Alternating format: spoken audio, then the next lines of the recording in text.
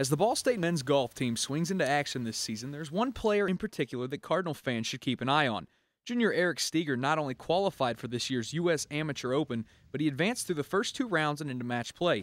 Even though Steger didn't win the national tournament, it was still an experience he'll never forget. I ended up playing pretty well, and I qualified 9th out of 360 guys.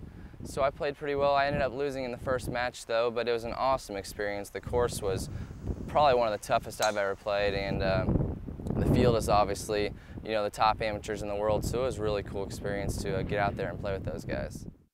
Ball State head coach Mike Fleck wasn't surprised by Steger qualifying for the Amateur Open and actually saw it coming. He had had a really consistent summer prior to the USAM and played well in several of the Indiana events and in the State Open, the State AM. I wasn't surprised when he qualified for the USAM, but at the same time, that's really taken a big step for a player like Eric. Any of our players to qualify for something on a national stage and get the experience and exposure that he got out of those few days there. While Eric Steger's found early season success, it's not as surprising when you consider who his parents are. My dad went to Ball State. He played for Coach Earl, and he was an All-American there. He played a couple years on the PGA Tour, and now he is a club pro at Pebblebrook in Noblesville.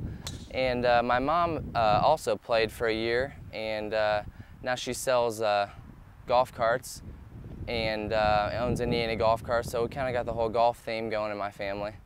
The love for the game of golf is something Steger got from his parents, but Coach Fleck feels that Eric is doing a great job of blazing his own trail. As it relates to what he's done versus what they've done, he's a separate, he's his own person, and Eric's kind of making his own path, and obviously, it's been a pretty successful one to date. For Ball State Sports Link, I'm Yeoman.